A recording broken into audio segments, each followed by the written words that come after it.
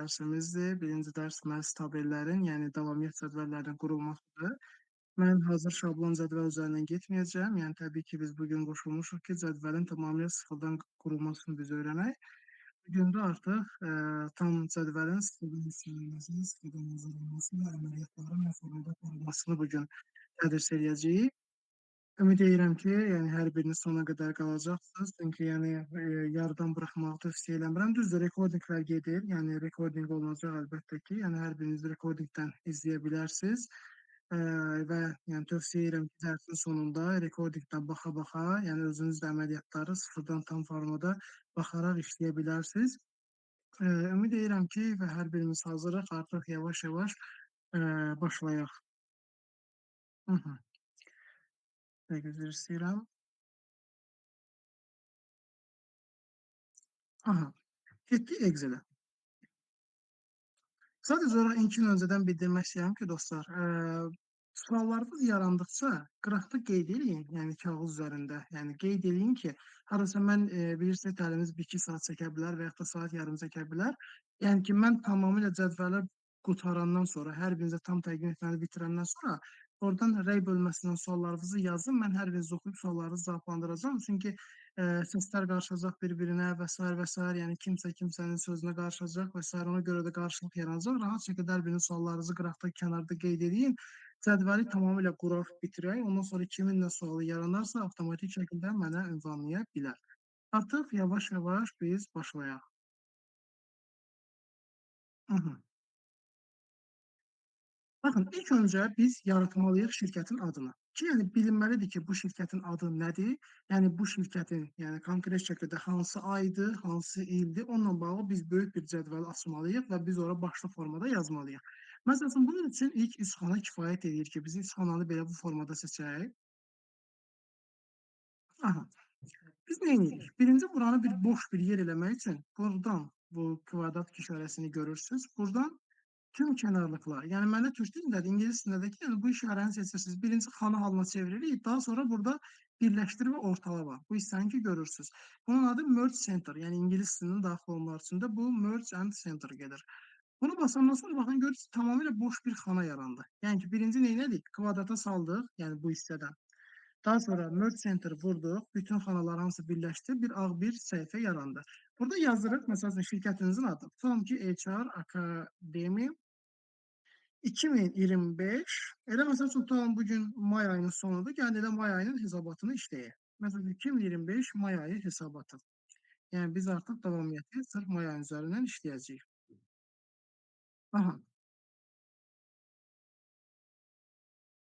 Burada məsəl üçün görürük ki, bu çox sərgəsiz formada dayanır. Məsəl üçün burdan gəlirik, baxın bu hissəni ki görürsüz, baxın bu hissəni. Buradan görürsüz ki, bu çox dağınıq formadadır yazı.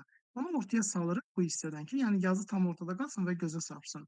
Buradan qalınlaşdıraq, məsəl üçün biraz böyüdək, bir gözə çarpmır. 18 kifayət eləyir. Məsəl üçün, mənim ən çox istifadə elədiyim şrift Times New Romandır. Yəni sizə fərq eləmir, hansı şriftdən işləsəniz heç bir problemi yoxdur. Yəni biz gəlirik bunu bu formada yazırıq ki, yəni məsəl üçün indi biz üzərindən tabel təhvil veririk. Məsəl üçün Dövlət Əmək Təhlükəsizlik Xidməti hissəsi girib yoxlaya bilər. Yəni baxsın görsün ki, bu hansı aydır. Ona görə may ayını biz burada başlı formada qeyd eləməliyik. İndi gəlirik nəyə? İndi işçi sayısına görə biz orada rəqəmləri yazmalıyıq ki, bəs ardıcıllıqdan rəqəmləri yazıb qeyd eləməliyik. İndi gəlin məsələn o rəqəmlərin ardıcıl forması nə formada yazılır? Gəlin ona nəzarət eləyək və baxaq. Birinci məsəl üçün nömrəni qeyd edək. Nömrə shiftdən 3-dür. Yəni shifti basılı saxlayıb 3-ü basanda nömrə işarəsi gəlir bura düşür. Aha. Mənə sadəcə nömrə üçün bu qədər yəni xananın uzun olmağı mənə kifayətdir. Yəni bu qədər uzun olmağı, bu qədər rəsmdə düzgün böyükdür. Sadəcə biz bura rəqəm yazırıq. Ona görə bu hissədən bunu biraz kiçildirik. Gəlirik nə? Arızalığı artıq yazaq. Məsələn, durub biz burada 1, 2 filan yazsaq çox yorarıq özümüzü. Çünki ola bilər ki, məsəl üçün sizin iş yerinizdə 150-200 nəfər var. Yəni durub 1, 2 filan yazmırıq əlbəttə ki. Yəni buradan gəlirik rəqəmə. Baxın, buradakı balaca kvadrat hissəsi var. Onun üzərindən gələndə üstəgəl işarəsi yaranır. Həmin bura ki gəldiniz, bu üstəgəl işarəsi yarandı. Kontrol basılı saxlayırsınız. Ümumiyyətlə kağızda qeyd eləyin dediklərimi, yəni rahat şəkildə icra edə biləsiniz. Kontrol basılı saxlayırsınız. Buradan məsəl üçün mausun sol düyməsindən basılı saxlayıb aşağı çəkirsiniz və kontrol basılı formada qalmalıdır. Tutalım məndə məsəl üçün var Bu qədər əməkdaş. Tam 24 nəfər işçi var. Baxın, gördünüz bu qədər sadə. Yəni mən durub burada 1-dən 24-ə qədər rəqəmləri durub ardıcıl formada yazmadım və əlbəttə ki, bu bizi çox yorar. Yəni biz hədsiz dərəcədə yorularıq. Çünki orada o qədər elə əməkdaş sayıları var ki, məsəl üçün 100 olur, 150 olur, 200 olur. Ona görə biz bu formada yazırıq. Yəni kontrol basılı saxlayırsınız, buradan bu fil işarəsində basılı saxlayıb aşağı çəkirsiniz, rəqəmlər öz ardıcıllığından gəlir. Məsələn, görürük ki, burada dəhşət dərəcədə çox belə necə deyim, bir tərəf sağdadır, bir tərəf soldadır. Yəni no işarəsi sol tərəfdədir, rəqəmlər sağ tərəfdədir. Ona görə də bunu bu formada sərgiyə salırıq. Aha, gördüyünüz kimi buradan biz bunu sərgiyə saldıq. Aha, indi gəlirik nəyə? Ən əsas hissələrə gələk. Məsəl üçün burada tabeldə biz nəyə işləyirik? Gəlin bəlkə biz bunu xana halına salaq. Məsəl üçün seçdik, buradan kvadratı basırıq, bunu olur xana halına salmaq. İndi gəlirik nəyə? Bizə lazımdır ki, birinci nə? İşçinin adı, soyadı, atasının adı. Yəni ilk öncə zaten biz yazanda bunları qeyd etməliyik. Yazaq. Ad, soyad, ata, adı. Görürük ki, məsələn, xana çox uzandı və böyükdür. Əlbəttə, biz bu qədər yazını bir xanaya sala bilmərik. Bu hansı xanadır? B xanasıdır. B xanasının bu tərəfindən çəkirik bunu bu formada ki, bütün xanalar hamısı bununla eyni ölçüyə sahib olsun. Ancaq görürük ki, bu çox balacadır. Bunu buradan da biraz aşağı çəkək ki, heç olmasa, yəni ad, soyad, ata adı, yəni bu formada sığışdıra bilək. Daha sonra biz gəlirik nəyə yazırıq? Əlbəttə ki, fin. Yəni məsəl üçün tabeldə ən çox yazılan bir şey, yəni ən önəmli bir şey findir. Yəni işçinin fin kodlarıdır ki, biz avtomatik yazmalıyıq fin kodunu. Daha sonra nə edirik? Aha, daha sonra gəlirik, fin koddan sonra nəyə yazmalıyıq? Biz avtomatik yazmalıyıq şöbə. İşçi hansı şöbənin əməkdaşıdırsa, avtomatik növbəti formada gələn şöbədir. Daha sonra gəlir nə? Vəzifə. Biz işçinin vəzifəsini bura qeyd eləməliyik. Aha. Vəzifədən sonra gəlir nə? Gross əmək haqqı. Aha. Baxın, görürük ki, yenidən eyni qaydadan burada bu iki xananın üstünü tapdalayır və üstəlikdə gross əmək haqqı zaten biz burada maaş yazacağıq da, yəni 3 rəqəmli, 4 rəqəmli rəqəm yazacağıq. Ona görə bu xananı bu qədər genişləndirməyə ehtiyac yoxdur. Yəni bu yazı yerinə qalsın. Bəs bu halda biz nə edirik? Gəlib bura. Sütun arasına, gross əmək haqqının sütun arasına. Mən istəyirəm ki, hər iki yazıb bir dənə xananın içinə sığışsın. Yazının arasına gəlirik buradan. Alt enter. Baxın qeyd eləyin. Alt enter. Alt enter basılı saxlayırsınız və salam. Bu formada. Hər iki yazanı biz bir xanaya sığışdırdıq və görürük burası sığır formada çəkək. Daha sonra gəlirəm nə? Ştat vahidi. Yəni işçi yarım ştatdır, tam ştatdır, hansı ştat vahidindən çalışır? Çünki biz burada qanunvericilikdən tənzimləməliyik. Yarım ştatdan əlbəttə ki, tam ştat eyni saatlarda çalışmır. Biz burada davamiyyət işləyirik, tabel işləyirik, işçinin iş saatlarını yazırıq və bu saatdan da işçilərin biz rəsmi ştat vahidlərini bura qeyd eləməliyik. Və görürsünüz yenidən sığmır. Eyni formada yazıların arasına daxil oluruq. Alt enter. Aha, işte bu qədər sadə. İndi daha sonra gəlir nə? İşçilərin konkret şəkildə, bir dənə üzr istəyirəm. Aha. Qısa vahiddən sonra gəlirik nəyə? Avtomatik gəlir iş günləri. İş günləri, daha sonra gəlir iş saatları. Aha. Gəldik. Yəni ad, soyad, ata adı, fin kod, şöbə, vəzifə, qross əmək haqqı, ştat vahidi, iş günləri və iş saatları. Aha. İndi gəlin yenə eyni formadan biz bunları sərgiyə salaq. Bütün seçirik. Bu hissədən yenə hər birini ortaya salırıq. Aha. Ben üzr istəyirəm. Recording'i vurum. Aha. Buradan gördüyünüz kimi xanaları baxın sərgiyə saldı. Buradan yenə kvadrata salaq ki, biz artıq bunları yavaş-yavaş cədvəl halına sala bilək. Gəlirik nəyə? Biraz vəzifə üçün xananı böyüdək. Çünki vəzifə indi uzun da ola bilər, kiçik də ola bilər. Əmək haqqı üçün yaxşıdır. Ştat, iş günləri, iş saatları. Aha, okey, əla. Gəldik nə edirik? İndi biz təmiz buranı cədvəl halına salaq. Çünki artıq hazır qoyduq biz, yəni işçilər üçün hazırladıq yuxarı hissəni. Qaldı ki, aşağıdakıları buranın hamısını cədvəl halına salaq. Mən indi oturub burada 24 dənə ata adı, soyad, nə bilim, ad, işçinin adı falan yazmayacağam əlbəttə. Biz oturub 24 nəfər yazsaq elə vaxtımız buna gedəcək. Ona görə hamısını x yazıram. Yəni siz özünüz tətbiq edəndə oturub, yəni işçinin məsuliyyətlərini yaza bilərsiniz və yaxud da özünüz tətbiq edəndə rahat şəkildə yaza bilərsiniz. Çəkirəm bizə dəfə aşağı, yəni ki, burada məsəl üçün 24 nəfər ad soyad yazmayaq. Fin kod da onun kimi Y hərfindən qeyd edirəm. Məsəl üçün işçilərin fin kodları burada yazılır hər birində. Aha, gəldik, fin kodları yazdıq. Şöbələr. Məsəl üçün burada biraz şöbələri yazacağam, çünki burada filtrləmə göstərəcəm, ona görə yazmalıyam. Tutalım ki, inzibati. Məsəl üçün də bu şəxs inzibati şöbənin əməkdaşıdır. Məsəl üçün bu şəxs də inzibatidir. Məsəl üçün tutalım ki, bunlar inzibatilərdir. Məsəl üçün bu məsəl üçün insan resursları şöbəsidir. Ha, görürük ki, yazı sığmırsa, biz bunu biraz böyüdürük ki, yəni yazını tam sığdıra bilək. İnsan resursları, məsəl üçün bu da insan resursları. Daha sonra gəlirik. Məsəl üçün bu əməkdaş maliyyə şöbəsinin əməkdaşıdır. Məsəl üçün bu da maliyyə şöbəsinin əməkdaşıdır. Tamam, gəlirik bu marketinq. Eynilə, məsəl üçün marketinq şöbəsinin əməkdaşlarıdırlar. Məsəl üçün bu şəxslər IT şöbəsinin əməkdaşlarıdır. Hı -hı. Məsəl üçün bu əməkdaşlar texniki şöbənin əməkdaşlarıdır. Hı -hı. Məsəl üçün burada yaza bilərik təsərrüfat. Məsəl üçün yazıram. İndi sizin müəssisənizin hansı şöbələri varsa, siz də eyni formada yaza bilərsiniz. Təsərrüfat. Aha. Bunlar da oldu bizim şöbələrimiz. Gəlirik vəzifələrə. İndi vəzifələr də yaxşı yazaq, problem deyil. Biraz bir-iki dənə vəzifə yazaq, aşağısını hərflərdən qeyd eləyərik. Məsəl üçün direktor müavini. Aha, bunu çəkirik ki, bütün yazılar sığa bilsin. Sonra gəlirik nə? Biz bura yazırıq departament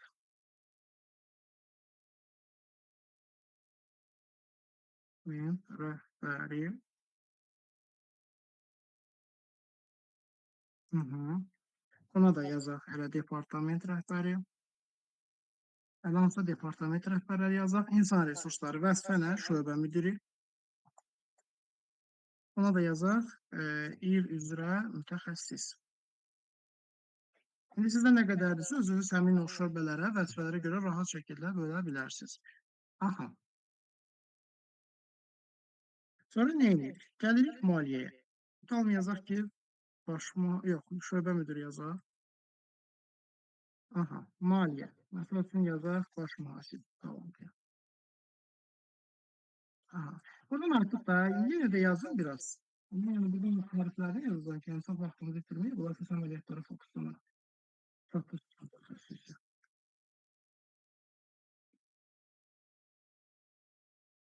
Hı -hı. Yəni buradan artıq da başqa vəzifələr yazmıram. Elə hamısını Y-X-dən qeyd edirəm, yəni siz vəzifələri bilmək üçün yazıram. Aha, fikirləşin ki, Y yazmayaq, lap bunlara da yazaq, A hərfi yazaq ki, yəni Finkoda Y yazmışıq. Aha, buradan rahat şəkildə bunları yazdıq. Gəlin indi qros əmək haqqıları. İşçilər qros əmək haqqısı nədir? Rəsmi formada aldığı, yəni müqaviləsində yazılan əmək haqqı nədirsə, biz bunları işləyib yazmalıyıq. Yəni avtomatik bu formada çalışıb yazmalıyıq.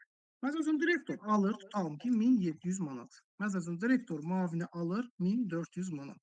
Departament rəhbərləri alır, məsəl üçün 1350 manat. Biz fərq qoymuruq, tutalım deyək ki, departament rəhbərləri və 1350 manat alır. Şöbə müdiri tutalım alır, nə bilim 1200 manat. Mütəxəssis alır 1000 manat. Şöbə müdiri, yəni mühasibatla insan resursları eyni şöbə, hamısı eyni maaş alır, ona görə dəymirəm. Tamam, SMM-ə verirəm 900 manat, satış mütəxəssisinə verilir 800 manat. İndi artıq buradan rəqəmlər atacağım. Yəni indi maaşların, bunların maaşını təsəvvür edin. 700, tamam ki, hələ ki bu şəxslər 4-5 nəfər 700 alır. Bu alır məsəl üçün 650, tutalım ki, Allah hardasa bir bu qədər adam 650 alır, bu qədər adam məsəl üçün 600 manat alır. Yəni rəsmi əmək haqqıları nədirsə, bunları artıq burada qeyd edirik. Gəlirik ştat vahidi nədir? Yəni işçinin işlədiyi ştat vahidi nədir? Yəni işçi tam ştat işləyirsə biz bura birdən qeyd edirik. Yəni ki, bir vahid işləyir adam, bir vahid. Yəni tam ştat bir vahid deməkdir. Sadəcə görürük ki, ştat vahidin bu qədər böyük etməyə ehtiyac yoxdur. Yəni yazıram məsəl üçün bizdə tutalım ki, bura qədər məsəl üçün hamı tam ştat işləyir. Qeyd elədik. Amma məsəl üçün texniki heyətdir də. Məsəl üçün IT helpdesk. Mənim işçim yarım ştat işləyir. Ha, məsəl üçün burada problem olur. Bu tarixi düzəldim.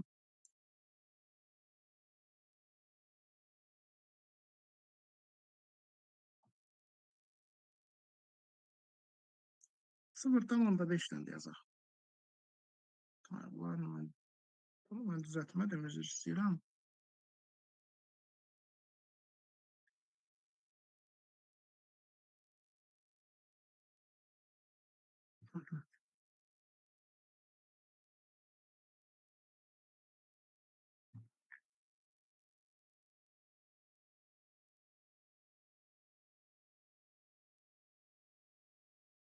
Yarımştatdır məsəl üçün. Tamam, bu hisslər məndə hamısı yarımştat olaraq çalışırlar.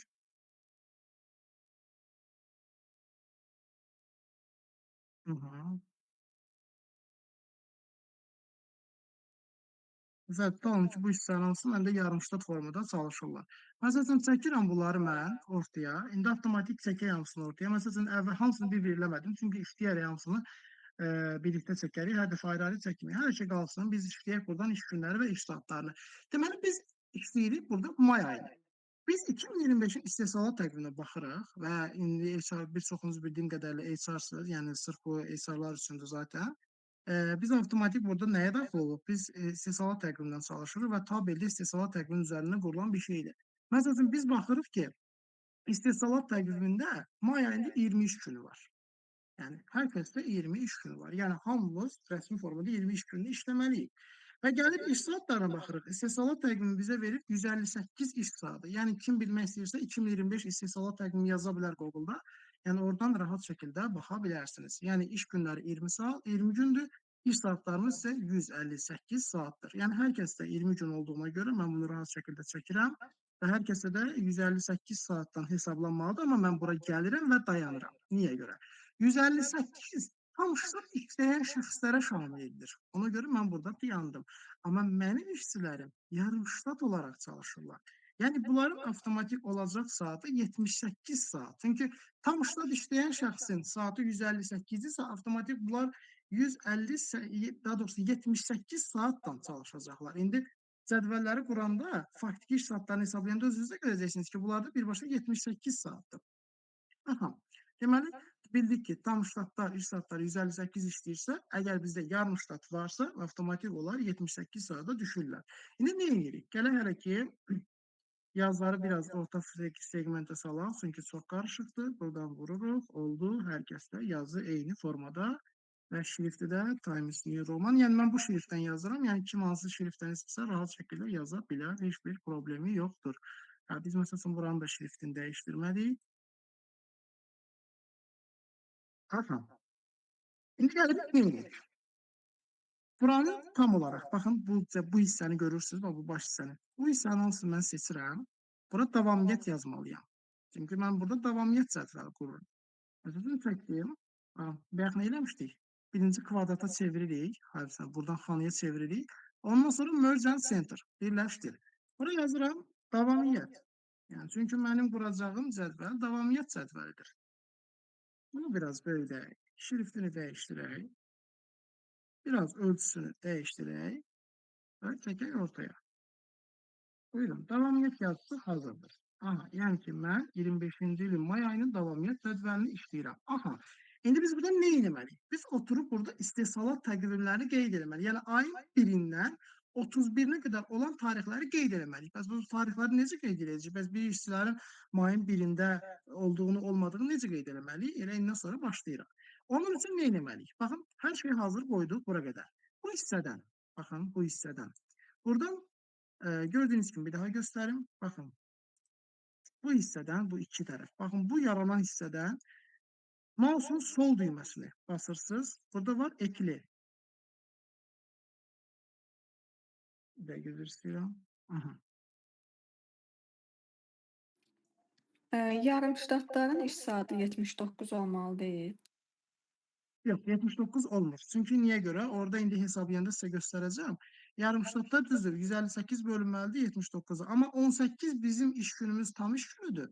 18-i vuranda 4-ə neçə edir? 72. 2 gündə 1 saat qısaldılır. Yəni 4 saatlar düşür 3-ə. 72 üstə gəl 6, 78 edir.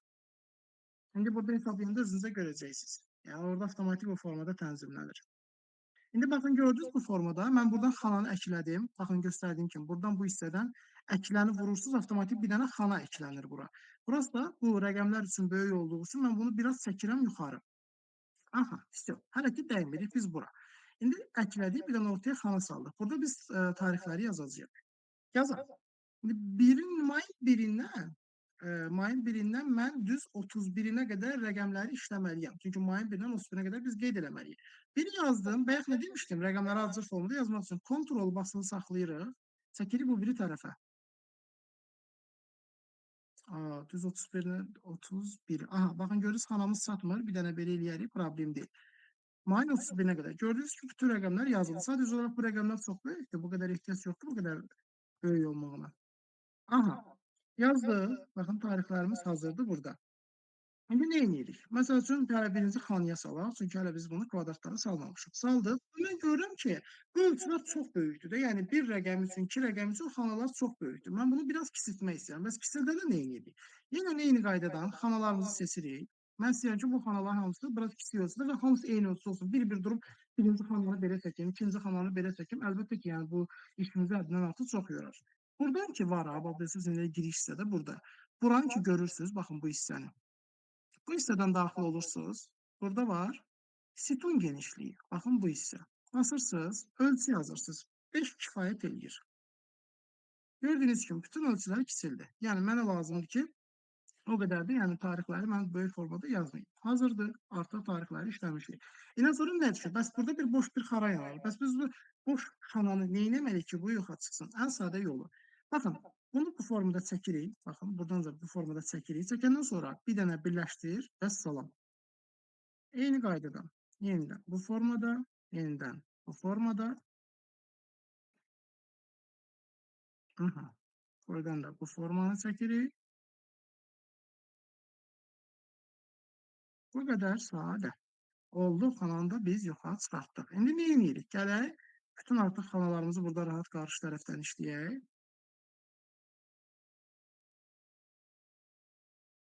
Gəlin hamısını kvadrata saldıqsa kifayət edir. 31 yazmamışıq. Aha. Всё. Hələ əməliyyat bitməyib əlbəttə. Hələ bundan sonra nə qədər bizim proseslərimiz var. Burada sadəcə olaraq hələ ki biraz rəng verək ki, daha çox gözə çarpan olsun, biraz gözümüzü fərqləndirə bilək, yazılardan seçə bilək. Elə buranı sarı rəng verək. Məsəl üçün davamiyyət. Baxın, rəng kraskada buradadır. Biraz buranı da seçək. Biraz açıq rəng verək. Aha, gəldik. Всё. İndi nə edirik dostlar? Biz istehsalat təqviminə baxırıq ki, 6 bazara hansı günlərə düşür? Mən birinci ona baxmalıyam. Mən baxıram ki, mayın 3-ü və 4-ü 6 bazara düşür. Yəni istehsalat təqvimində düşür və baxırıq ki, artıq ondan başlayır. Mən 3-ü və 4-ünü seçirəm. Çünki bunlar 6-cı 6 bazardır və iş günləri deyil. Biz onu təbii də qeyd eləməliyik yaxşı ki, bəs 6 bazar iş günləri. Biz onu fərqli bir rəngdə yazırıq və biz avtomatik bilməliyik ki, nə vaxtları 6 bazarlara düşür. Avtomatik 10-u 11-i. Növbəti 6 bazar mayın 10-u 11-idir. Yenidən eyni qaydadan mayın 10-u 11-ini seçirik. Daha sonra gəlirik nəyə? 17, 18-ə. Yəni çünki bu tarixləri biz özümüz xanadan fərqli rəngdə yazırıq ki, bilək ki, bunlar 6 bazarda bu iş günündə burada iş günləri yoxdur. Sonra nə gəlir? 24-ü, 25-i. Aha. Bir dənə də mayın 31-i, yəni bu gün.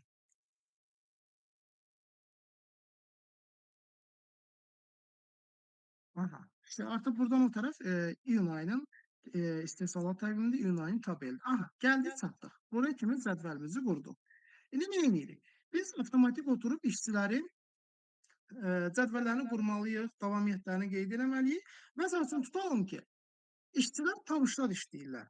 Yəni ştat vahidi 1-dir bunların. Bir vahid olanlar avtomatik gündəlik iş saatları 8 saat olmalıdır. Biz bunu bilirik. Yəni bilirik ki, yəni tam ştat işləyən şəxsin 5 günlük iş qrafikinə çalışanda bunun gündəlik iş saatı olur 8 saat. Ona görə də məsəl üçün tutalım ki, direktor filankəs o filankəs mayın 1-i işdə olub 8. Ayın ikisi işlədi 8. Aha, tutalım ki, eyni qaydada. Məsəl üçün, işdən çıxmamış bir yarım saat, 1 saat qabaq HR-lar artıq otururlar, tabeldə qeyd edirlər ki, Məsəl üçün, mayın 1 işçilər hansı işdə olublar? Yox. Məsəl üçün, məndə hamı işdə olub. Hələ ki, hamını işdə kimi göstərilir, sonra dəyişdirərik, düzəldərik ki, daha yaxşı formada başa düşə bilək. Niyə bura kimi çəkdim? Çünki bunların avtomatik yarımştatların iş saatları 4 saat olur. Yəni, məsəl üçün, məndə 3-6 nəfər yarımştat var. Ona görə bunlar artıq gündə 8 saat işləmirlər, 4 saat işləyirlər. Yəni, bu gün mayın 1-i işləyiblər və 4 saat işləyiblər və eyni qaydadan. Mənim yarımştatlarım hamısı bu gün işdə olub. Tutalım ki, mayın 1-i hamısı işdə olublar. Və hal-hazırda hamını tam işləmiş kimi göstərəcəm. Çünki sonra əməliyyatları dəyişdirərik. Məsəl üçün, işçi bir gün məsəl üçün ola bilər işləməyəndə necə olur və yaxud da ki, işçi xəstələnəndə, məzuniyyətə çıxanda nə formada olur. Hal-hazırda hamını bu formada göstərək. 8-i yazıram, çəkirəm eyni qaydadan.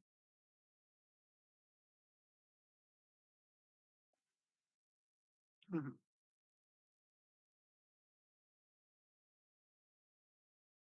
Çəkək bunların hamısını. Yəni, məsəl üçün, tutalım ki, bu deməkdir ki, yəni işçilərin hamısı bütün gün işdə olublar. İndi mən deyəcəm, niyə ayın 8-ini yazmadım, orada qeyd eləmədim səbəbini, çünki açıqlayacağım sizə. Baxın, mayın 8-i ümumiyyətlə əmək qanunvericiliyinə əsasən istirahət günündən, yəni bayram günündən öncəki bir gün mütləq şəkildə 1 saat qısaldılmalıdır. Yəni biz 9 may yadınıza düşür 5-ci gün bayram günü idi. Heç kim işə çıxmadı, dərs olmadı, bir şey olmadı. Avtomatik bu mayın 9-u bayram günüdür. Biz buna avtomatik fərqli bir rəngdən bayram günü olduğunu biz bunu bildirməliyik. Aha, bu formada yazaq, yəni bildirək ki, bu bayram günü. Məsəl üçün, tünd mavi olduğuna görə mən bunun biraz rəngini ağaraq eləyəcəm ki, bu gözə çarpsın, yəni bayram günü olduğu bilinsin. Yəni mayın 9-u hamıda bayram günü idi. Yəni istehsalat təqvimində də hər kəsdə bayram günü idi. Ona görə mayın 9-unu biz bu yazdıq ki, yəni bilinsin ki, bu bayram günüdür. Amma burada nə edirik? Yəni biz tabeli qanunvericiliyə əsasən qurmalıyıq da, yəni öz istəyimizə əsasən qurmuruq. Yəni bilirik ki, mayın 9-undan öncəki bir gün, yəni ümumiyyətlə mayın 9-unu qoysaq bir kənara, bayram günlərindən öncəki bir gün mütləq şəkildə 1 saat qısaldılmalıdır. Yəni mənim bayram günüm mayın 9-u idisə, mən burada nə edəcəm? Avtomatik 1 saat qısaldacam. Gedək indi bunları qısaldaq. Məsələn 8 saat işləyirlərsə, bunlar avtomatik olmalıdır 7 saat. Təqdim dayandım. Əgər bunlar 4 saat işləyirlərsə, mən avtomatik bunları 3 saata salacağam. Çünki bayram gündən öncəki bir gün mütləq şəkildə hər birində 1 saat avtomatik şəkildə qısaldılmalıdır. Daha sonra biz daxil olaq hansı proseslərə? Aha, gəldik bura. Yenidən eyni qaydada. Baxın, dəymirəm. Mayın 8-i idi, bayram gündən öncə idi, 1 saat qısaldıq. İndi gəlirik bura. Yenidən hamı işdə olub. Zaten sonra birazdan əməliyyatları dəyişdirəcəm. İndi bəzisi ola bilər 5 gün işdə olmayıb. Hələ ki bunu aparaq. Yəni işçilərin hamısı hələ ki bütün hamısı işdə olublar. Hı -hı. Çəkdim.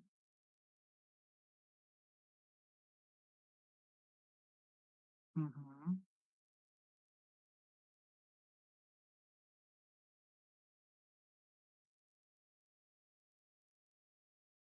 Yanlışlatdılar bunlar.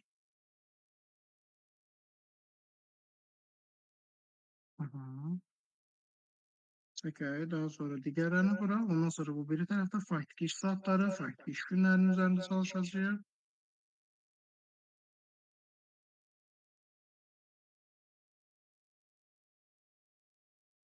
Hı -hı. Yəni eyni qaydadan.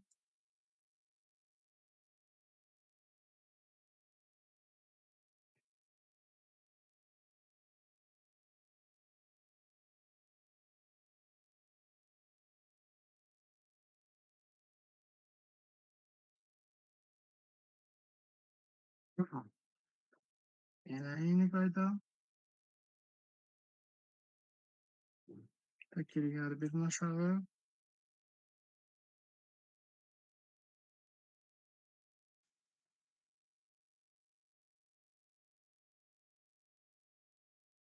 Hı hı.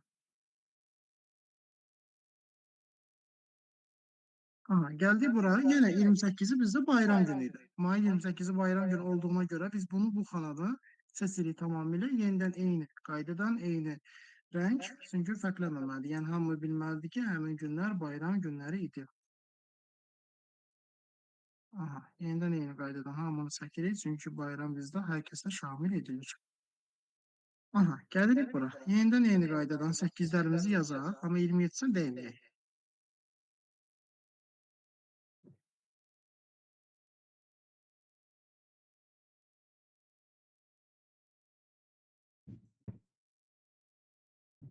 Aha, ayıpsızı səhv yazdıq bunu.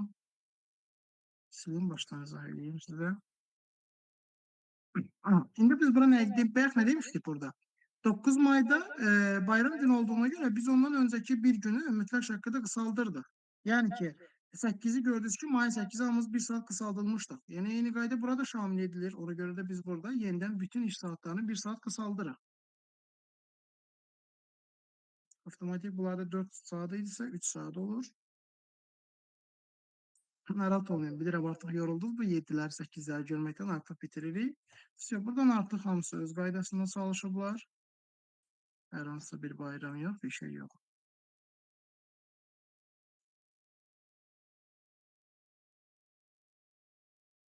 Çəkirik aşağı. Eyni qaydadan burada da.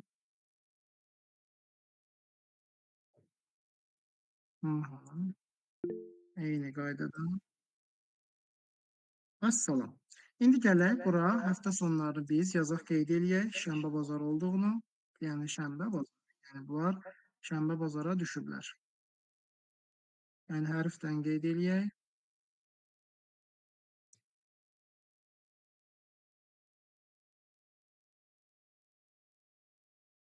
Seçək buranı bu formada.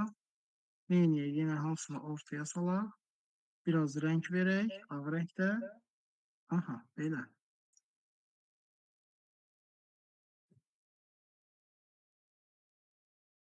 Yenidən eyni qaydadan hamısı şənbə bazar. İndi başqa formasını göstərəcəm bu ikili copy paste'ini. Aha. Yenidən bura kontrol. Aha, bir dənə götürək. Əsasən 2 də çəksəz eyni formada olacaq. Bu formada da çəkə bilərik. Daha sonra yenə eyni qayda. Ctrl V. Yenə eyni qaydadan çəkirik aşağı. Şənbə bazarlarımızı qeyd eləmək üçün. Burada da bir dənə şənbə günüdür. Çünki artıq bu söhbət ilə mayın 31'i bugündən gedir. Çəkirik yenə ortaya.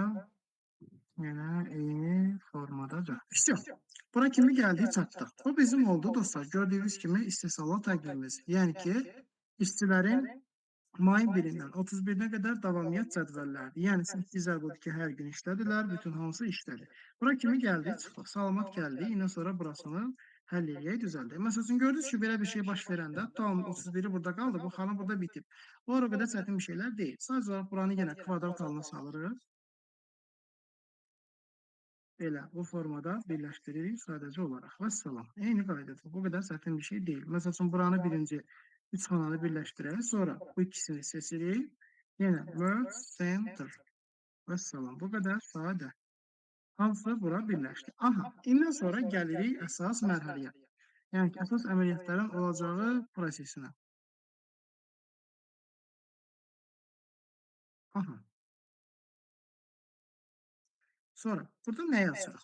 Burada avtomatik biz nə yazmalıyıq? Gəlirik bura faktik iş saatları.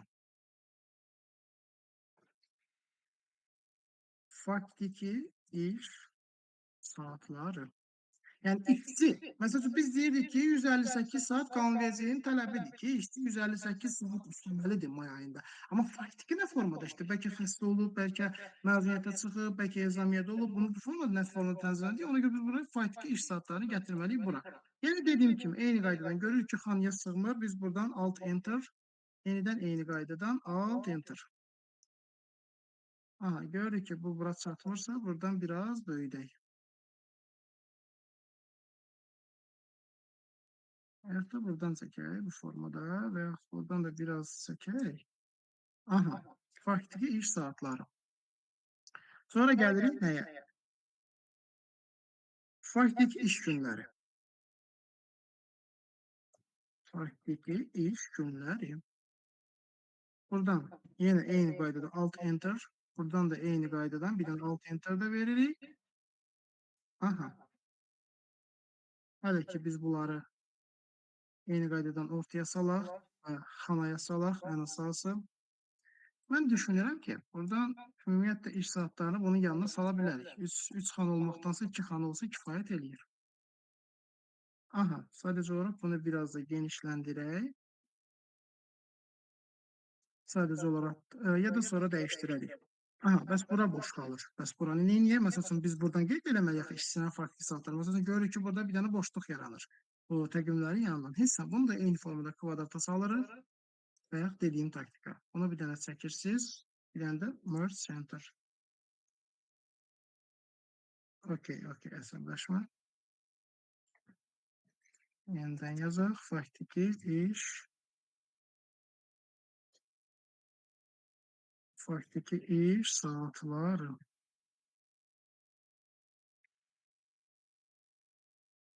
Bu formada seçirik, birləşdirib vururuq. Bunu da bu formadan, eyni formada birləşdiririk və salam. Oldu bu cədvəllərin birləşməsi. İndi nə edirik? Gəlirik, biz avtomatik buradan yenə eyni formadan xanalarımızı seçək. Çünki işçilərin avtomatik biz burada faktiki iş saatları və faktiki günlərini yazmalıyıq. Biraz bu formaya salaq. Çünki xanalar üçün kifayətdir. Aha, əsas gəldik bu hissəyə. İşçinin biz faktiki iş saatlarını nə formada hesablamalıyıq? Biz oturub dənə-dənə burada 8, 8, 8 nə qədərdir, 7, 7 nə qədərdir falan saymayacağıq əlbəttə ki. Biz burada işçini konkret şəkildə bizə dənə düsturla yazırıq. Düstur yazmaq üçün nə edirik? Üzr istəyirəm, görüm boşlanlarımı dərsəm. Aha. Buradan bərabəri qoyuruq. Baxın, düsturu yazıram. Bərabəri qoyuruq. Düstur məndə türk dilindədir.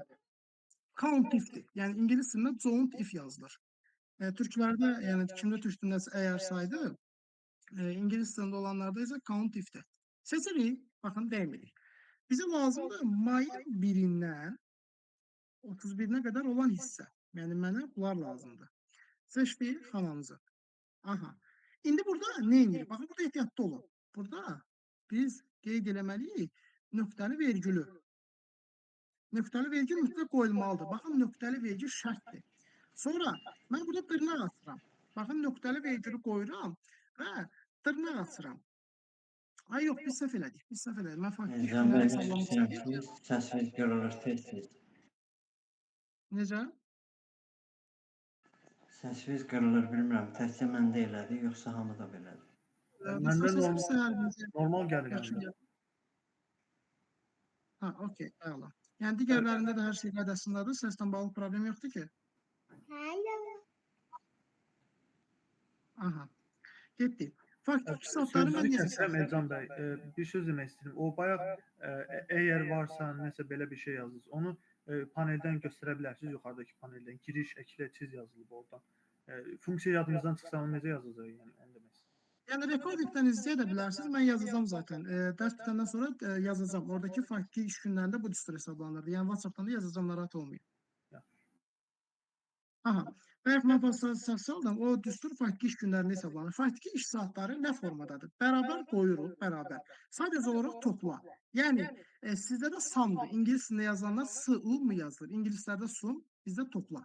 Məsələn, toplanıb verirəm. Mənə lazımdır ki, işçinin mayın 1-dən 31-nə qədər neçə saat işlədiyi. Enter vururam, baxın 158 saatımı verdi. Çünki işçi bütün, burada da iş saatları 158'dir. İşçi də bütün gün işləyib, heç bir fərq yoxdur. 158 saatı verdi. Bizə də nə düsturu? Bir dənəsinə tətbiq edirsiniz, ondan sonra sadəcə olaraq çəkirsiniz aşağı. Hamısında eyni qaydadan hesablayıb verəcək. Baxın, gördünüz, bütün düstur hamısına tətbiq olundu. Yəni, mən düsturu bizə dənəsə yazdım, sum effekti. Yəni, topla. Bir dənə təkrarən göstərirəm sizə. Bərabər qoyuruq. Yəni işçi bizə lazımdır ki, faktiki neçə saat işləyir. Topları veririk. Yəni sum. Yəni bir çoxunuz bilirsiniz bunu, sum yazılır. Mənə lazımdır mayın 1-dən 31-nə qədər işçi faktiki neçə saat işləyir. Seçdim.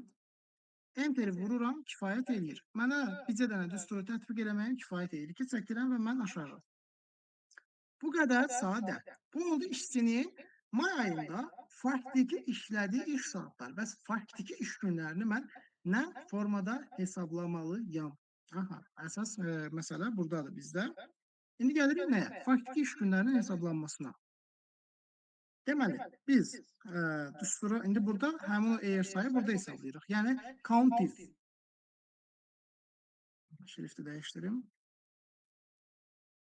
Yəni sizdə countif, yəni Türk dilində olanlarda eğer sayıdır, ingilislərdə countif yazılır. Eğer sayı veririk, yenidən eyni qaydadan seçirik bu hissəni. Aha, yəni mənə lazımdır mayın 1-dən 31-nə qədər olan məsələlər. Yəni burada nə edirik? Bayaq demişdim. Mənə lazımdır nöqtəli vergül. Sonra açıram mən dırnaq 8.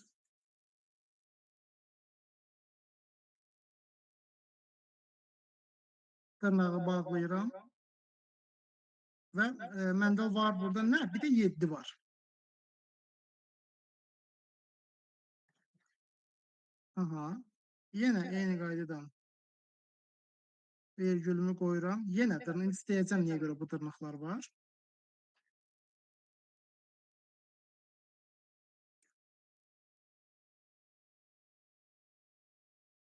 Okay. Burada biz deməli burada qoymalıymışıq bu nöqtəli vergülü.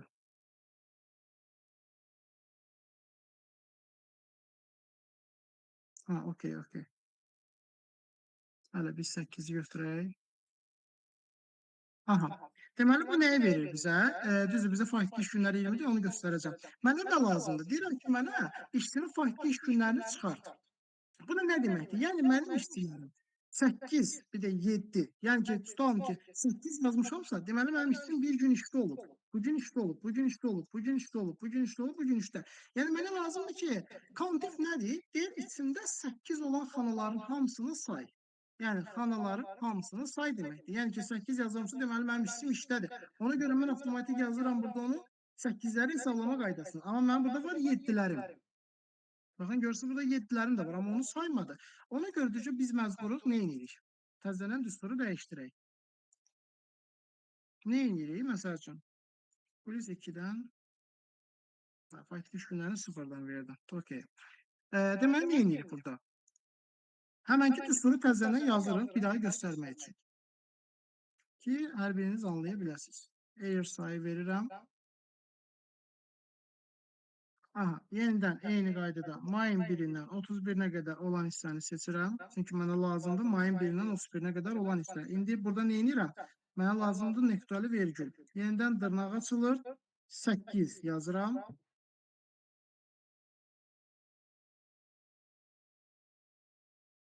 Görə bu formada təsdiqləyəcəyimi.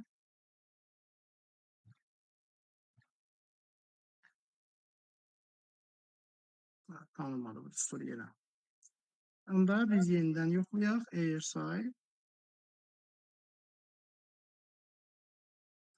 Yenidən eyni qaydada mayın 1-dən 31-nə çəkirəm.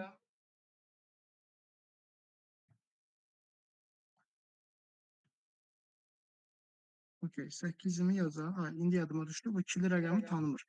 Bu düstur. Aha, 18'imi gəldim. Daha sonra nə edirəm? Baxın, bura kimi dəymirəm. Yəni, bu baxın, acizə fikirləşək ki, 29'u 30'u, məsəl üçün, işçi heç işdə olmuyor. Məsəl üçün, tutalım ki, yazırım, xəstə olub. Baxın, düstur avtomatik 16'nı verdi. Çünki avtomatik xəstə olanda mən XX yazıram. Avtomatik XX yazanda, yəni işçi xəstədir bu 2 gün. Görürüz, avtomatik özü burada düsturda verdi, çıxartdı, sizin avtomatik hesab olmanıza ehtiyac qalmadı. Hələ ki, biz bunu bu formadan yazaq, dəyməyək. Aha. İndi gəlirəm, nə edirəm? Çəkirəm aşağı. Hələ əməliyyat bitməyib. Hələ əməliyyatlarımız çoxdur. Baxın, gördünüz, bizim önə düsturu tətbiq eləyirəm, aşağıca çəkirəm, İvəz salam, bitdi, getdi. İndi nə edirəm? Burada dəymirəm. Burada mən dırnaq içində 8 yazmışdım ki, düstur mənə içində 8 olanların sayısını versin. Amma məndə tamışlar deyirlər bunlar, artıq yarmışlardırlar. Mən burada düsturu 4-dən verməliyim ki, mənə sən 4'ləri yaz ver. Yəni, yenidən eyni qaydadan count if. Yenə çəkirik buradan bu tərəfə.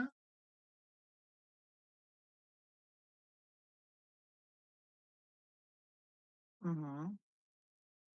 Gəlirik yenə bura. Yenidən nöqtəli vergül. İndi burada yazıram nə? 4. Dırnaqları bağlayıram, çəkirəm aşağı. Yenidən eyni qaydada 18 günümü verdi. Amma baxın, məsələn, mən burada 4'ü verməsəydim, düsturda 4'ü tətbiq eləməsəydim, buranı sıfırdan verəcək. Çünki mən yazmışdım ki, mənim xanalarıma sən 8'lərini hesabla. Amma burada xanalarımda 8 yoxdur. Bunlar yarımsaat işləyənə görə 4 saat işləyirlər cəmi. Elcan bəy, bir sual vereyim. Əgər Alırım. bu dırnaqların içində 8 ya da 4'ü qeyd eləməsəniz nə olar? Ümumiyyətlə dırnaq olmasa. Onda hesablamayacaq. Onda günləri hesablamayacaq. Yəni Günləri bu hissə hesablamayacaq. nədir? Mən düstur bu düstur budur ki, mən counter verirəm, xananı seçirəm. Yəni deyirəm ki, bax bu xanaları seçdim. Dırnağı da qoyuram ki, yəni bu xananın içində, dırnağın içində olan rəqəmlərin sayısını ver mənə. Counting həmin o rəqəmlərin sayısını verir mənə. Yəni ki, konkret faktiki iş günləri 18, yəni tam 18 gündür. Amma bizim 18 günümüz yoxdur. Bizim 20 günümüz var. Burada 7 rəqəmi fərqlidir. Ona görə mən gəlirəm, buradan da təzədən 7'lər üçün bir dənə də xana açıram. Faktiki iş günlərini hesablamaq üçün. İndi görəcəksiniz nə edəcəm. Yenə eyni qaydadan xananı, çünki burada məndə qısaldılmış günlər də var. 2 günüm qısaldılıb axı dostlar. Baxın, burada 27'si qısaldılıb, bir də mayın 8'i. 1 saat qısaldılıb. İndi burada nə edirəm? Hələ ki dəymirəm. Bu xana burada boş qalsın. İndi buradan təzədən mən düsturu tətbiq eləyirəm. Baxın, düsturu təzədən tətbiq eləyirəm. İndi nə edəcəm? Mənə lazımdır 7 saatlarımı hesablasın. Mənim qısaldılmış günlərimi. Yəni təzədən seçirəm xanamı. Seçdim. Yenidən nöqtəli vergül. Dırnağı açıram. Yazıram 7. Yəni 7 saatda olan günləri mənə hesabla ver. Baxın 2 gün verdi mənə. Gördüyünüz kimi. İndi işte bu qədər sadə. Çəkirəm aşağı ta ki yarımsaat işləyən şəxslərə qədər. Çünki yarımsaat işləyən şəxslərdə qısaldılmış iş günü 3 saat olur. Ona görə mən təzədən eyni qaydada gəlirəm bura. Yenidən həmin düsturu tətbiq eləyirəm. Yox, səhv getdim. Burada ne formalıydır? Aha. Mayın 1'i.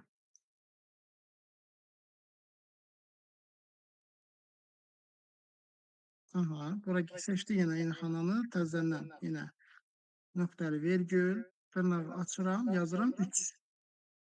Və dırnağı bağlamaq şərtdir ya. Burada bağlamasa düsturu tanımır. Все. Bu qədər sadə. Aha. İndi gəlirəm nəyə? Bir dənə də təzədən eyni qaydada xana. Birləşdirib verirəm. Mənə lazımdır. İndi bütün yenidən eyni qaydada mən faktiki iş günlərimi hesablasın. Bunlar qısaldılmış iş günləri idi. Məsəl üçün tutalım ki, bu da tam. Yəni ki, tam 8 gün, 1 saat qısaldılmalarında 2 günümdür. Buradan toplu, daha doğrusu bu təzədən düsturu yazım. Bərabər qoyuram. Mənə lazımdır ki, tam günlərimlə 1 saat qısaldılmış günləri cəmləsin. Yenə eyni qaydadan toplanı verirəm. Yəni cəm. Sum daha doğrusu. Baxın bu formada. 20 gün. Все, hamısını bizə də aşağı çəkirəm. Bir dənəsə düstur tətbiq edirsiniz, bütün hamısını o tətbiq eləyir. Mən indi bunları xanaya çəkirəm, xanaya salıram hamısını. İndi görəcəksiniz nə olacaq. Buradan bunu xanaya saldıq. Mənə lazımdır, artıq bunlar lazımsızdır. Mən nə edirəm bunları? Avtomatik gəldim bura. Все, bu qədər sadə dostlar, gördüyünüz kimi faktiki iş günlərində verdi mənə. Yəni 18 tam 8 saat işləməkdə 2 gündə 7 saat işləyənlərdir və verdi ki 20 iş günü var. İndi göstərəcəm sizə digər əməliyyatlar. İndi gəlirik nəyə? Faktiki iş günləri, faktiki iş saatlar. Okay, biz avtomatik cədvəlimizi hazırladıq. Gəlin buna da bir dənə biraz rəng verək. Biraz gözümüzü alsın, dəyişsin rəngləri. Sonra buradan bir dənə rəng verək buna. Təxminən hansı rəngi verək? Elə bu rəngi verək. Bax, məsələn görürük ki, burada şrif buna çatır. Bir dənə çəkək ki, i hərfi buna çatsın. Aha, gəldik. Baxın, hal-hazırki vəziyyətdə bizim tabe cədvəlimiz hazırdır. İndi gəlin əməliyyatları işləyək. Baxın, düstur yazmışam. Tutalım ki, mənim tutalım insan resursları mütəxəssisim. Yəni 7-ci nəfərim.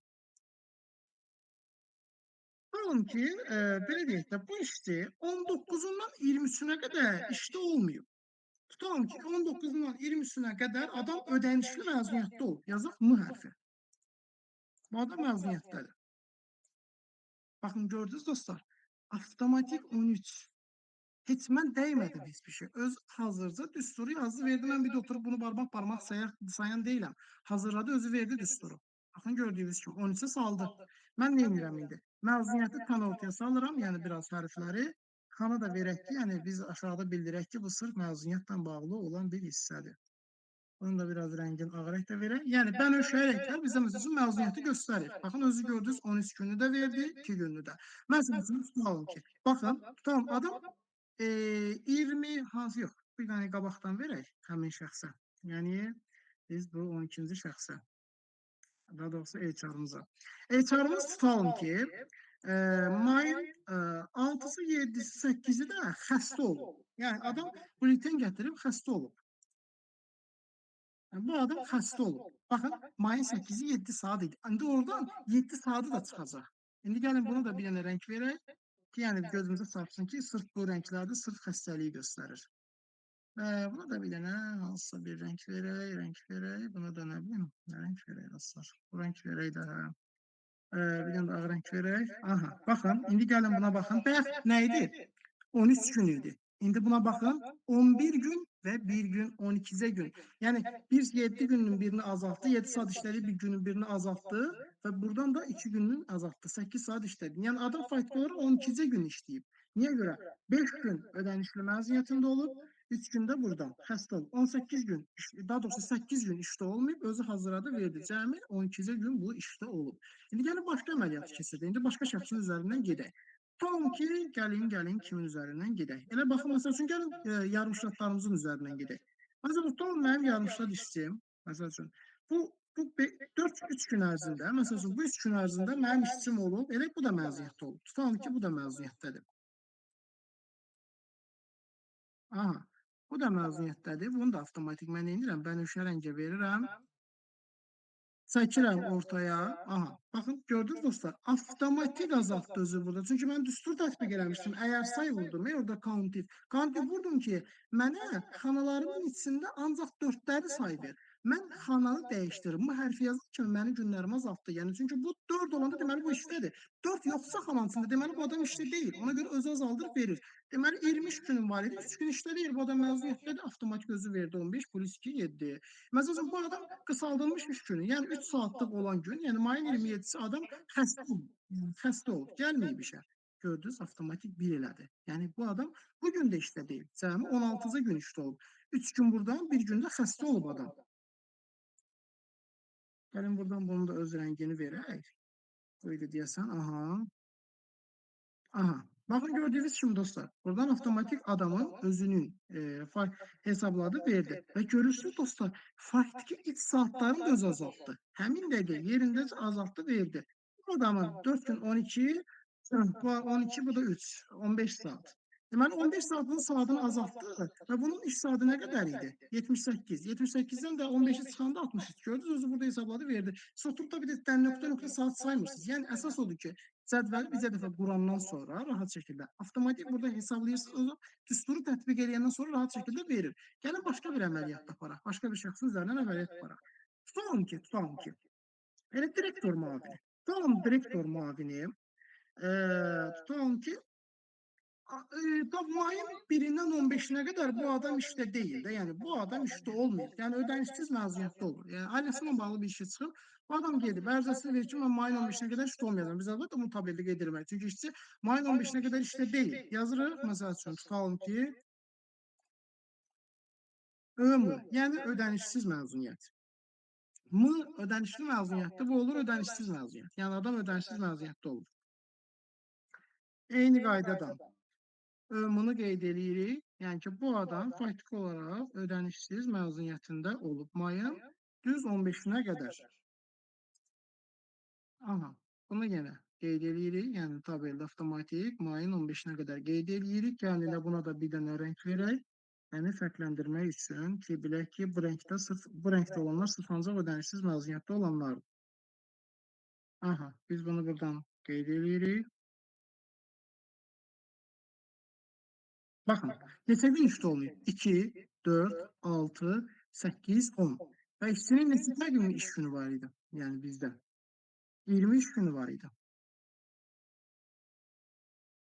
Baxın, gördüyünüz kimi 2, 4, 6, 8, 10. Deməli işçi 10 gün işdə olmuyor. Gördünüz? 10-ca gün. Yəni özü hesabladı, verdi. Yəni adam faktiki olaraq 10 gün işdə olub və 79 saat işləyib. İndi biz bunun sabah əmək haqqı hesablanmasını keçəcəyik. Yəni birinci günümüz sırf davamiyyətin qurulmasıdır. Bundan sonra sırf keçəcək əmək haqqı hesablanmasına. Yəni bunun əmək haqqı qurulması. İndi burada oturub faktiki saatlarına görə əmək haqqısını hesablayacağıq. Bunun əmək haqqı cədvəlini quracağıq. Sonra gəlir vergisi, desenfre tutulmaları, onu o tərəfini hesablayıb cədvəlini quracağıq. Hə, məsəl üçün gördüyünüz kimi burada rahat şəkildə əməliyyat aparırıq. Məsəl üçün tutalım ki, mayın 1-idir. Mənim tutalım ki, şöbə müdürüm. Yəni Elsar şöbə müdürüm işdə olmuyor. Bu adam olub ezamiyyədə. Yəni biz bunu göndərmişik düz mayın 8-nə qədər ezamiyyəyə. Tamam, mən bu adamı göndərmişəm mayın 8-nə qədər. Şöbə müdürünə ezamiyyətə. Ezamiyyəni də fərqli rəngdən vurmalıyıq ki, yəni hər birini. Çünki aşağıda göstərəcəm. Niyə görə? Buna da rəng verək, biraz fərqli rəng olsun. Elə bu rəngi verək də yəni. Biraz da bir dənə ağ rəng verək ki, bu fərqlənsin. Aha. Bunun ezamiyyəsini də qeyd edirik. Baxın dostlar, 2 gün, bir də 4 gün. Bu adam 6 gün ezamiyyədə olur. Yəni indi şənbə, bazar, işdə indi o əmək haqqı hesablanmasıdır. Amma bu adam faktiki iş günləri. Bunun tutalım ki, 20 gündür və 158 saatdır. Amma bunun 6 gününü adam ezamiyyətdə olub. Yəni ki, öz iş yerində olmayıb. Biz zaten ona əmək haqqı hesablayanda biz onun əmək haqqısına çıxırıq. Onun ayrıca əmək haqqısı hesablanılır. Amma bunun deməli 6 günlük işdə olmayıbsa, baxın neçənci adamdır? 6-cı. Baxın gördüyünüz kimi. 6 gün işdə olmayıb və mənə verdi 14 günümü. Baxın gördüyünüz kimi. Yəni adam avtomatik özü hesablayıb verir. Gəlin bax bir də bu yaxınlardan, bu tərəflərdən hesablayaq ki, buradan rahat şəkildə görə biləsiniz. Tutalım bu şəxs. Bu şəxs də yenə deyək ki, ezamiyyətdə olub. Bunu mən göndərmişəm 29-dan 30-una ezamiyyəyə. Baxın gördüyünüz kimi olsa. Avtomatik saatı da özü azaltdı. 16 gün, 2 gün, 18 gün. İşçinin 23 günü var, 2 gün ezamiyyətdə olub, adam avtomatik 18 günə düşür. Məsəl üçün tutalım bu şəxs burada olub, məsəl üçün elə bunu da ezamiyyədən yazaq da, tutalım deyək ki, adam elə ezamiyyətdə olub.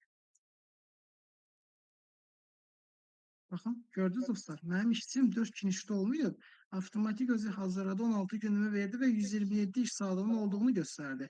İndi gəlin biraz yarımşıqların üzərində işləyək. Tutalım ki, məsəl üçün bu işçi olub, məsəl üçün xəstə. Bunun rəngi çəhrayı səhv eləmirəmsə xəstələrin. Yox, yaşıl. Bunu niyə görə rəngdən verirəm? Yəni çünki o gözə çarpmalıdır.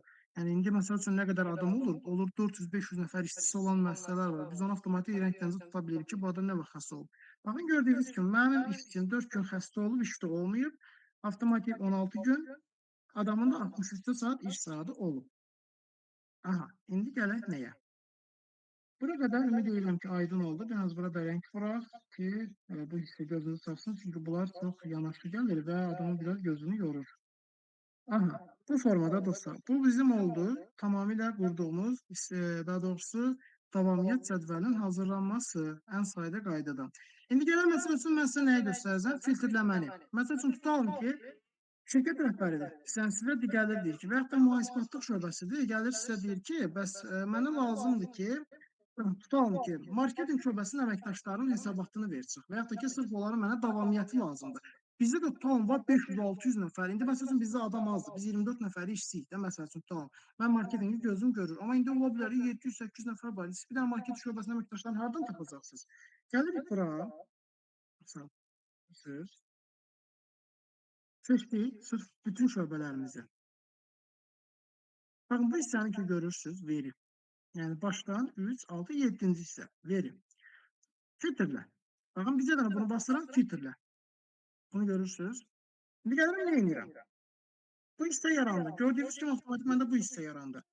Mənə lazımdır ki, ancaq marketinq şöbəsinin əməkdaşları. Baxın, mənə kim lazımdırsa filtrlə vasitəsilə avtomatik marketinqi çıxardır, verir. Gördüyünüz kimi. Mənə lazımdır sırf marketinq şöbəsinin əməkdaşları. Ctrl Z-ni verirəm, təzədən geri qayıdıram.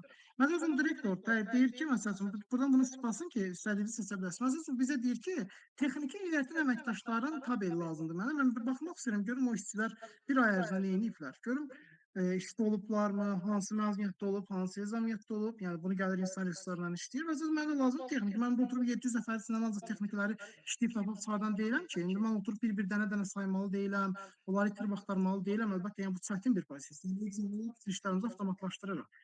Yəni gəlirik biz buradan bizə dənə texnikimizə vururam. Vəssalam. Bütün mənə texniki əməkdaşlarım hamısının şəxsi məlumatlarını, daha doğrusu davamiyyət cədvəllərini çıxardır, verir. Yenə Ctrl Z verirəm. İndi gəlirəm məsəl üçün nəyə? Tutalım ki, deyir ki, mənə lazımdır ki, məsəl üçün tutalım ki, filankəsə filankəsi şəxsi məlumatlarını istəyir. Göstərmək istəyirəm sizə. Tutalım ki, Rəsul Bayramov. Məsəl üçün Rüfət. Qamatasının adı Rüfətdir. Bunu biraz böyüdür, açılır. Aha. Tam ki bu formadadır. Məsələn, burada da yenə eyni qaydadan seçirik bütün xananı. Çünki filtrləmə bütün xananı götürə bilsin. Yəni filtrləməncə vururam. Baxın gördüyünüz kimi. Buradan, indi məsələn, burada bir aləm adlar çıxır. Mənə lazımdır Rəsul. Baxın, avtomatik özü verdi. Rəsul adını çıxardan kimi verirsiniz. Bir dənə Rəsul Bayramov Rüfətoğlu'nun bütün davamiyyət cədvəllərini işləyib çıxardır, verir. Yəni siz bütün günü, məsəl üçün, hər gün, məsəl üçün, biz otururuq, tabeldə işləyirik. Tutalım ki, bugün mayın 1-idir. Məsəl üçün, baxıram, görürəm, hər hansısa bir əmr yoxdur, hər hansısa bir icazə yoxdur, hər hansısa bir proses yoxdur. Avtomatik bilirəm ki, bugün bütün hamı işlədir. 8-i bizə dənə verirəm ki, bu adam işlədir. Avtomatik çəkirəm aşağıda ki, bütün hamı bugün işdə olub. İndi yarımçı işləyənlər də eyni qaydadan. Məsəl üçün, işçi ezamiyə sənədinə baxırıq, avtomatik insan resurslarının əlindədir bu. Biz baxırıq, görürük ki, bir işçi 1-dən 8-nə qədər ezamiyyədədir. Ona görə mən təmiz çəkirəm buranı ki, bu işçi buradan ezamiyyətdədir. Yəni, bu adam işdə olmayacaq. Və yaxud da xəstəlik vərəqəsi gətirir. Deyir, mən 6-sı, 7-si, 8-i mən xəstə olacağam, mən gəlməyəcəm də, mən prosesdə burada olmayacam. Mən avtomatik bunu 8 yazsam, sonra problem yaşaya bilərəm. Əmək haqqı hesablanmasında mühasibatçıdan problem yaşayacaq. Ona görə biz avtomatik bunu mütləq şəkildə, diqqətli şəkildə biz avtomatik xəstəlik olduğunu biz burada tabeldə qeyd eləməliyik. Daha sonra, baxın görüm suallarınız varmı? Bəli dostlar, biz necə? Mən əslində bunları çox qəliz qaydalardan eləyirəm. Qəliz qaydalar deyəndə çox ağır düsturlardan gedirəm. Sadəcə olaraq məntiqən fikirləşmək lazımdır ki, yəni burada sıfırdan gələnlər də var. Yəni insan resurslarına sıfırdan başlayanlar da var. Bəlkə də heç aramızda tabel işləməyənlər var. Bəlkə də heç tabelin nə olduğunu anlamayanlar var. Yəni orta səviyyədə var və yüksək səviyyə bilənlər də var deyə düşünürəm. Yəni bu səbəbdən də mən çox sadə dillərlə, özünüz gördünüz ki, mən burada elə də ağır bir düsturlar hesablamadım. Yəni mən sizə ən sadə düsturlardan, yəni ən rahat qaydalardan tabelin işlənməsini mən sizə göstərdim. Yəni mən burada çətin düsturlar yazardım, yəni həqiqətən də işimi sadələşdirmək üçün, amma onu mən yazmadım. Çünki ola bilər aramızda Excel sıfırdan bilənlər var və yaxud da ki, zəif səviyyədə bilənlər. Polisdəki niyə o qədər yalanlayır, öz əziyyət verməsi o funksiyanı? Mən sən sadə dillərindən başa saldım. Yəni gördüyünüz kimi, burada əsas bizə nə lazımdır? Ad, soyadlar, fin kodlar, şöbə, vəzifə, qross, ştat vahidləri, iş günləri və iş saatları. Biz burada cədvəldə yenidən təkrar edirəm ki, diqqətlə dinləyək. Baxın, mənə buradan qeyd edirəm, bunlar nədir? Yəni istehsalat təqvimi üzərində olan iş günləridir və iş saatları ki, may ayında 20 iş günü var və iş saatı var. Bu avtomatik əməliyyatları biz burada aparırıq. Yəni burada gördünüz ki, bu 1-dən 31-ə nə formada hazırladıq, davamiyyət nə formada oldu. Avtomatik gəlir burada faytki iş saatlarını açırıq, faytki iş günlərini açırıq və avtomatik başlayır burada bütün əməliyyatları icra eləməyə. Yəni burada avtomatik filan gün filan bu formada getdi və mən avtomatik burada da bütün düsturları hazır qoydum. Özünüz görürsünüz ki, biz burada maksimum 3 dənə düsturdan istifadə eləmişik. Cəmi 3 dənə düstur olub. Sum funksiyasıdır. Bunu hamımız bilirik, topladı. Bir dənə mən istifadə eləmişəm countifdən. Vəssalam. Yəni ən sadə qaydadan countifdən istifadə eləmişəm. Bir də Can toplamaq. Bey, countif funksiyasını başqa şəkildə istifadə etsəydiniz olmaz. Necə? Bu düsturu tam şəkildə yazsaydınız olmazdı ki, yəni iş günləri Narahat çox olmayın. bölündü, parçalandı axı. Bəli, narahat olmayın. Mən sizə bu cədvəli atacağam özüm. Yəni ki, dərs bitəndən sonra qrupa atacağam. Yəni baxın, özünüz işləyin, recording də olur, narahat olmayın. Yəni dərsin recordingi də olur. Yəni mən tövsiyə edirəm ki, dərsiniz bitəndən sonra oturur rahat şəkildə özünüz, yəni 1 saat, 2 saat dincəlin, recordinqa baxa-baxa qəşəng bu formada hazırlayın və bilin ki, recording ömrünüzün sonuna qədər sizdədir. Yəni biz onu atırıq. Yəni ki, qalsın sizdə. Nə vaxt iş həyatında lazım olar, açın bir saatəcə izləyin, baxın, düzəldib hazırlayın. çox çətin bir yollarla da getmədik. Sadə formadan hazırladıq, verdik sizə.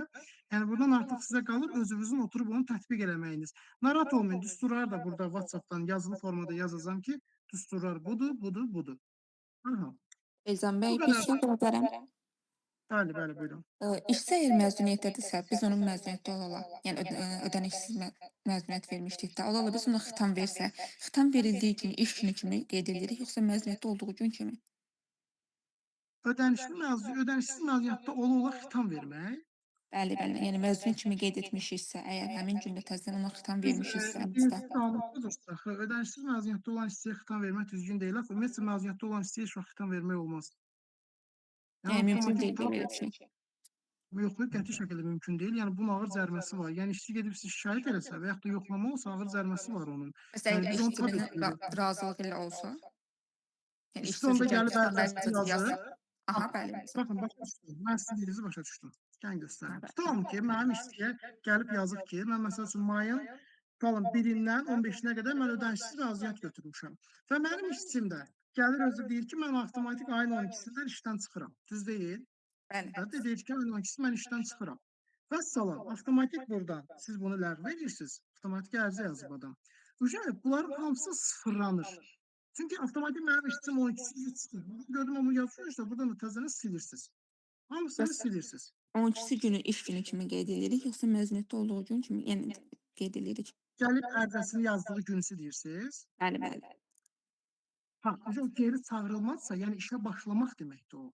Həmin gün o işçi işdə olmalıdır. Gəlib ərizəsini yazmalıdır. Yəni bir radiologiya məsələn 12-sidir. Gəlirik bura, yenidən bunun 8-ini yazırıq. Çünki işçi işdə gəlməlidir axı. Həmin vaxt işdə olmalıdır. Yəni bunun da rəngini açırıq ki, yəni gözünüzü çox o qədər də şey eləməsin. Yox, Aha, burada tamam, nə çox sağ rəngi olun. belə. Məsəl üçün sıfırdan qeyd edir. Çünki avtomatik bu işçi işdən çıxdı da, yəni getdi bizdə, xitam oldu. Sağollaşdıq biz bundan. Baxın.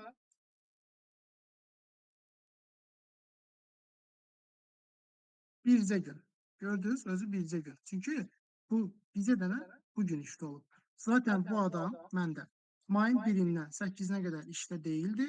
12-si də gəldi ərizəsini yazdı. Çünki işə qayıtmalıdır. O qayıtmalıdır ki, biz ondan ərizəni alaq. Son haqq hesabı da bircə gündür. Bu adam bizə gün işdə olub. Və salam qutardı, getdi. Bütün hamısını sıfırdan Onu əmasda təzə nə qeyd etmək ehtiyacı var, yoxsa elə xitam ərizəsi xitam verildi, bəs ehtiyac yoxdur artıq nəysə? Əmasda siz ərizəni deyirsiniz. Bəli, əmasda həmin günü xitam verdik. Artıq mən məzuniyyət ərizəmdə var axı. Yəni əlavə nəsə ehtiyac var, yoxsa elə xitam verdim bəs edir? Yox, xitam verdiniz, bəs heç bir şey yoxdur da. Bir dənə də ərizə yeri gəlib, ərizəsinin şəklini çəkib yerləşdirə bilərsiniz. O da məcburi deyil. Yəni qırmızı rəngdə qeyd olunmayıb. Qırmızı rəngdə qeyd olunsa onu vura bilərdiniz. Yəni yoxsa ehtiyac yoxdur. Sadəcə bir dənə xitam olub kifayət eləyir. Aha. Deməli dostlar, bu qədər. Mən sizə məsəl üçün cədvəli tamamilə özünüz gördüyünüz kimi şablon cədvəl üzərinə getmədik. Bir dənə cədvəli tam oturduq, sıfırdan buradan işlədik. Ümid edirəm ki, qaranlıq qalan nəsə olmadı. Deməli, sabah mütləq şəkildə hər biriniz dərsə qoşulursunuz dostlar. Çünki çox önəmli bir dərsdir. Biz sabah уже əmək haqqı hesablanmasıdır. Yəni bu tabellər idi. Tabelləri işlədik. Gördüyünüz kimi tabellər nə formada qurulur, hansı ardıcıllıqdan qurulur. Biz əməliyyatları hansı formada apardıq, özünüz də gördünüz bu hissəyə qədər.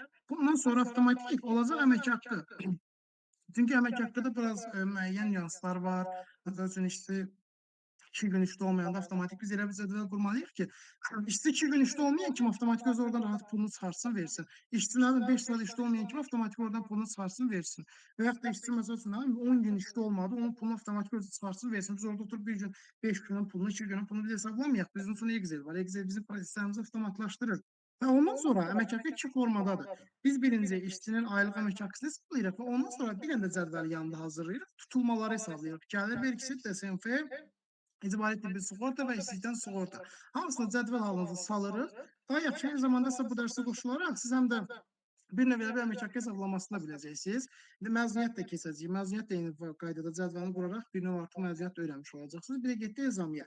Yəni bu gün sırf tabellərin işlənilməsi idi. Ümid edirəm ki, kimdəsə qaranlıq bir şey qalmadı və recordingdə gedir. Yəni gedin özlərinizi tətbiq edin. Bir də inşallah biz sabah saat 8-də sizlərdən görüşəcəyik.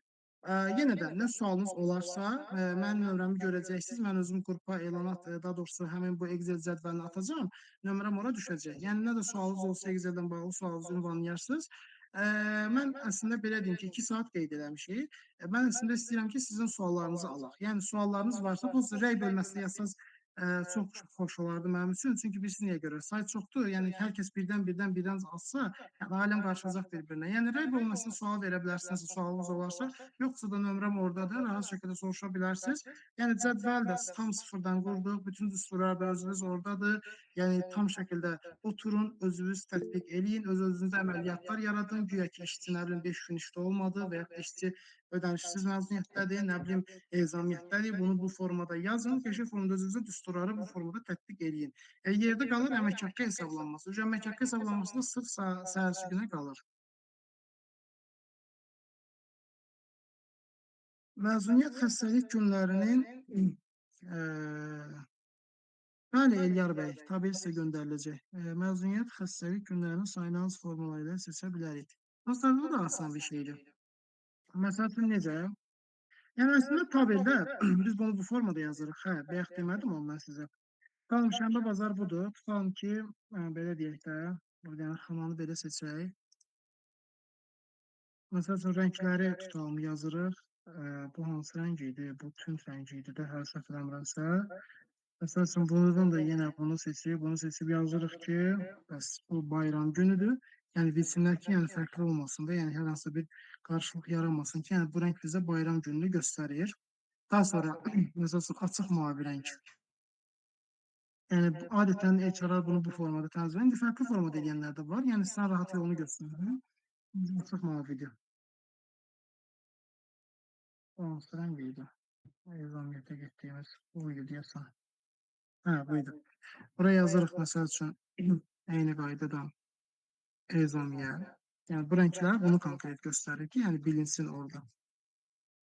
Ezamiyə. Sonra başqa nə var? Yaşıl rəng xəstəliyi göstərir. Aha, buradan birləşdirib veririk. Yaşıl rəngimizi seçirik. Yazırıq məsəl üçün xəstəlik. İndi mən bildim siz nə edirsiniz, onu edirsiniz. Narahat olmayın. Əslində o tabeldə də göstərilə bilər və yaxud da ki, onlar sınırda işlənə bilər, mən onu da göstərirəm, problem deyil. Xəstəlik. Başqa nə qaldı bizdə dostlar? Məzuniyyət. Şurada bir dənə məzuniyyət qaldı, bir də ödənişsiz məzuniyyət qaldı. Yəni bunu bildinizdə artıq belə deyək, hər dəfə eləyin, vaxtınızı itirməyək. Dostum yenə də göstərirəm. Deməli nə rəngdəydi, bənövşə rəngdəydi. Yəni bunu bu formada yazırıq ki, yəni müfəttiş yoxlamaya girsəndə bilsin ki, bu rənglər nəyi göstərir tam olaraq. Burada nə idi? Məzuniyyət. Yəni bunlar konkret bu rənglər onu göstərir. Məsələn bu yazılır ki, bunlar bunu bu formada tənzimləyir. İndi nə edirik? Məsələn siz deyirsiniz ki, mənə lazımdır ki, işçi neçə gün məsələn xəstəlikdə olub, işçi neçə gün ezamiyyətdə olub, gəlin bax onu da biz sizə göstərək. Aha. Bunun üçün biz ki, kənardan ayrıca bir cədvəl açaq. Açdıq. Kvadrata sılaq. Aha. Yazırıq bura məzuniyyət. Məzuniyyət. Aha. Xəstəlik. Əslində bunu tuta bilərsiniz. Bayaq ki, disturda yazmışlar. İndi görüm yenidən amma yenidən izah edəcəm. Tutalım bizdə başqa nə var idi? Xəstəlik, ezamiyə. Məsələn mənə bu lazımdır. İndi nə edirəm? Başlayaq. Deməli, bunu biz ortaya salaq. Aha. Sonrası bu bayaqki kimi. Ortada boş xana yaranmasın deyə bunların hər ikisini birləşdiririk ki, bu ortada hər hansı bir boşluq yaranmasın. Gəlirəm nəyə? Bərabər qoyuram, bərabər. Yenə eyni qayda, bayaqki düstur. Eğer say, yəni count if. Neynirəm? Təzədən eyni qaydadan seçirəm.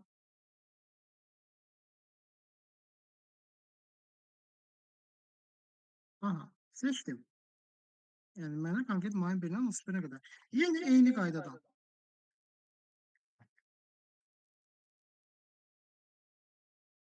Dırnağımı açıram, yazıram mı. Çünki biz məzuniyyətləri mı hərfindən qeyd eləmişdik axı. Baxın, bu adam məzuniyyətdə olmayıb, 0, amma çəkim aşağı. Baxın, bu 5 gün məzuniyyətdə olub, biz bayaq yazmışdıq 5, baxın 3. Gördünüz? 3 gün. Bu da 5 gün. Yəni kollektiv bir dənə kollektiv düsturundan biz oturup bütün tabelləri işlədik.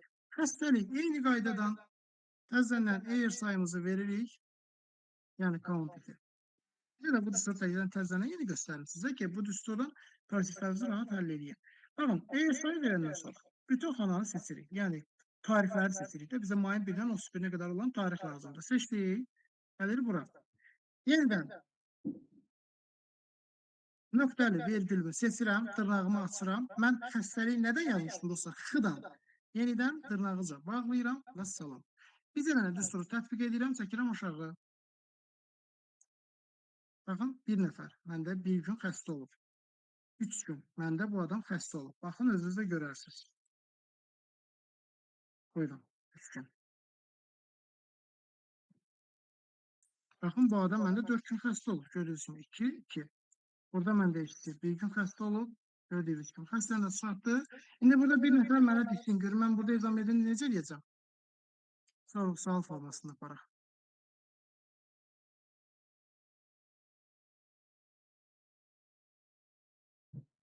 Kim deyə bilər dostlar? Deyim mən, bərabər qoyub əgər sayı yazırıq, Aha, mötərizə açırıq, ümumi xanalar seçirik 1-dən 31-nə. bəli. Birindən 31-nə qədər götürürük. Nöqtə vergül, Bəli. E hərfini yazırıq dırnaq içərisində. Bəli. Nöqtə vergül İyi qoyub hərfinizi dırnaq yazırıq və içərisində dırnağı yazırıq. bağlayırıq. Və salam, bu qədər sadə.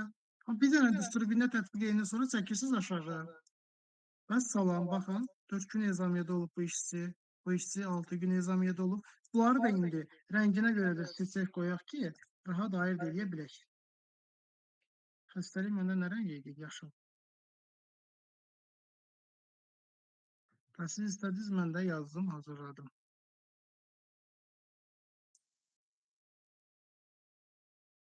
Nizamiye, bunları da ağardaq, ağ renkdə eləyək. Buyurun dostlar, bu da bizim məzuniyyət və ezamiyyələr, xəstəliklər ki, işçilər konkret neçə gün məzuniyyətdə olub, neçə gün xəstəlikdə olub, neçə gün ezamiyyədə olub. İndən sonra da, yəni hazırlaşın sabah növbəti dərsimizdə əmək haqqıda. Yəni tabii düzdür biraz çətin idi, amma əmək haqqı biraz ondan çətin olacaq. Çünki biraz əmək haqqı hesablanması da orada toxunacağıq. Çünki müəyyən qədər hesablamalarda biz faizlər hesablayacağıq, müəyyən qədər əmək haqqı tutulmaları və s. falan. Onları da toxunacağıq. Ona görə də sabah mütləq hər biriniz qoşulun ki, yəni dərsi izləyə bilərsiniz.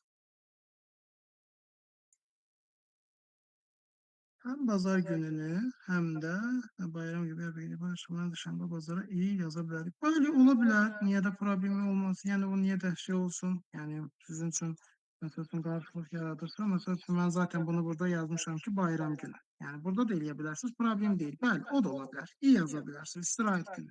Problem değil.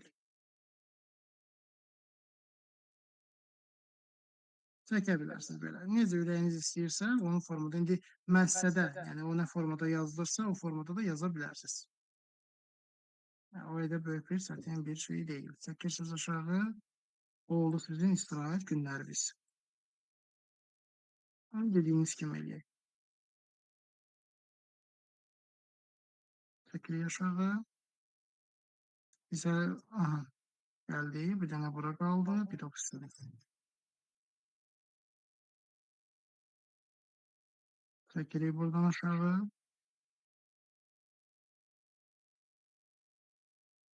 Yəni buradan ini veririk.